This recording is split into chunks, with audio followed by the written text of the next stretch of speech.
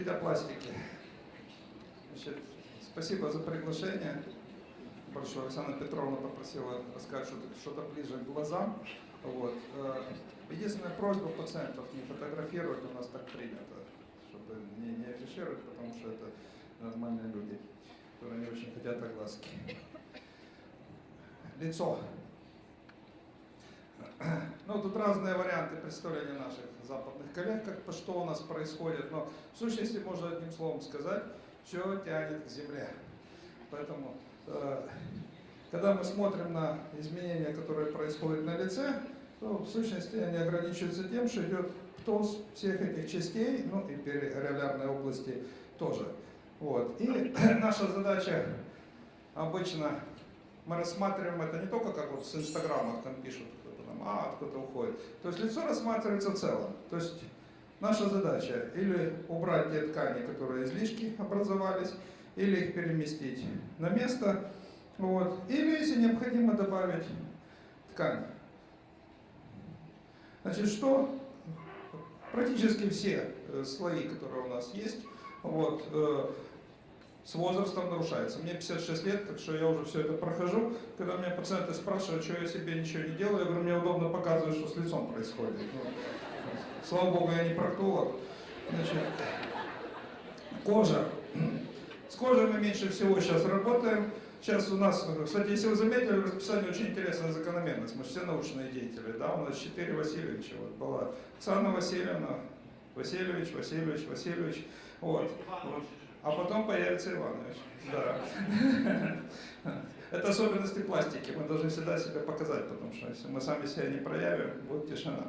Значит, эта часть больше будет рассказываться Егором Васильевичем. Значит, подкожная клетчатка. Выяснилось, что это очень важно у нас.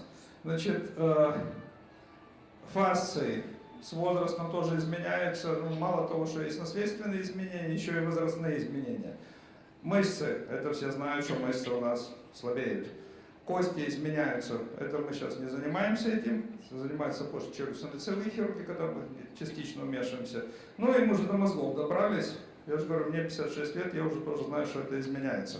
Вот. То есть все как себя чувствует. Ну и плюс, когда приходит, говорит, доктор, почему вот посмотрите, я состарился, почему это происходит? А почему я так выгляжу? Я говорю, посмотрите на первую страницу паспорта. А почему это происходит? Я говорю, представляете, сколько в мире пластических хирургов, которые молятся за то, чтобы лицо старело. Вот. Но это обычно все ограничивается. Анатомия. Благодаря нашим мобилкам у нас появились аккумуляторы, которые уже вставлять в машины стали. Так, примерно, благодаря эстетической хирургии начали наконец изучать, что в лице есть. Потому что раньше это никого не интересовало, честно говоря. Срединная лапаротомия, вся хирургия. Вот. Сейчас начали активно заниматься. Вот у нас один из ведущих людей, который нашел себя не только в хирургии, и в анатомии, это Сергей Владимирович Прокундин, который сам себя сфотографировал и нарисовал, что у него тут есть. Мы никогда не знали, что эти жировые пространства есть.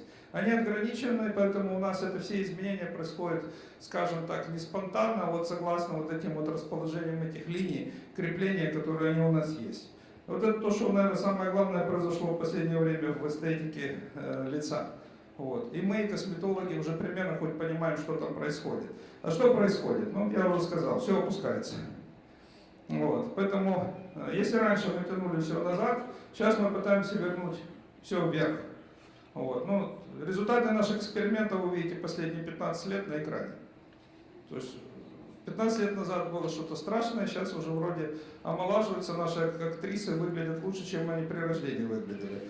Значит, что в периорбитальной области происходит? Спускается верхняя часть, спускается нижняя часть. Вот. Мы это уже чуть-чуть знаем. Раньше мы что делали? Мы старались чисто оперативным путем. Это первый этап, это просто натягивание было. Вторым этапом мы старались поднимать. Ну и сейчас вот планирование лица выглядит примерно так. Да, мы тоже продвинутые ребята. Да. Значит, убрать излишек, поднять как только можно вот эту часть, латеральную часть. Медиальная, к сожалению, у нас это проблемно, но тоже стараемся. Нижние веки, если 10 лет назад ко мне приходило, уберите морщинки, сейчас ко мне уже морщинки не приходят убрать, у них косметологи есть.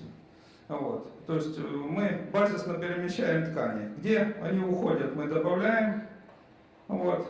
Ну и вот в сущности в этом и заключается сейчас хирургия лица. То есть пациентка сама видит, что ей надо, говорит, поднимите мне. Значит, если только верхняя часть, это у молодых девочек, это раньше называлась операция манекенщиц. То есть они худые, у них начинало опускаться, и вот маленькая операция делалась, чтобы поднимать.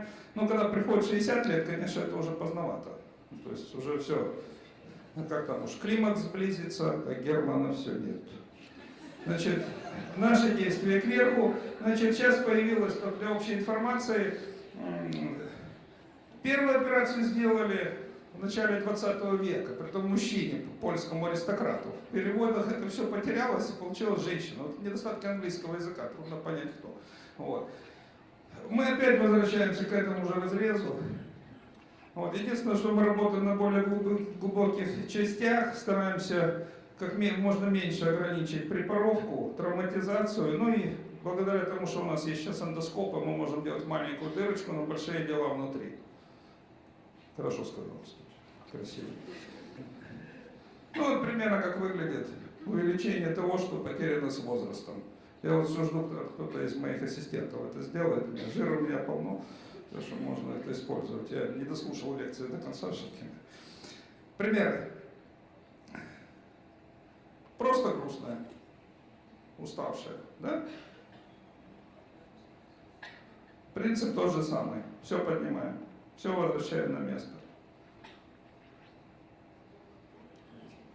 Она уже улыбается.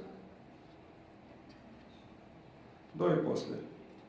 Так, кто хочет такой, телефон у меня в конце будет.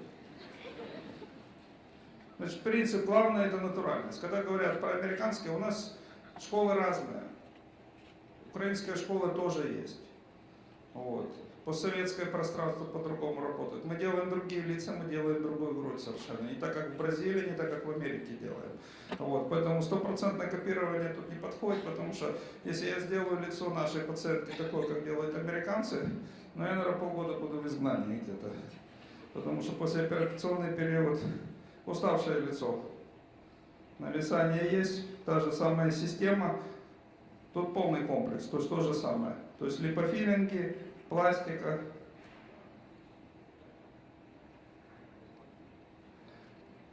Тяжелый случай. Послушала лекцию Оксаны Васильевны и похудела резко. Потеря там где-то что-то, половина веса потеряла. То есть это с точки зрения хирургии так это немножко жутковато. Мало того, что она немножко ослаблена, она очень сильно похудела. Делаем то же самое. Верхняя треть, полностью лицо, заходим еще сюда, все поднимаем, липофилинг в тех местах, где он уже ушел, этот жир, это было грустно для нее, мы, во-первых, еле жир нашли, во-вторых, там одна кожа висела, во-вторых, человеку объяснить, который очень сильно худел, что надо еще жир вести, вот это она сразу после операции, вас этим не испугаешь, у косметологов у них обычная реакция, ай-яй-яй, как будто у них синяков нет. Вот, видите, вот она улыбается. Это я делал, назовем так, периорбитальную область. А знаете, что она улыбается? Это тоже один из методов.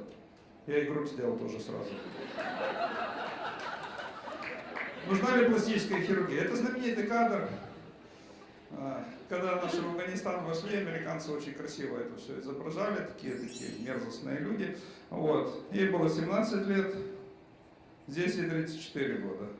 Вот видите, что женщина делает в период без услуг пластического хирурга. Спасибо большое.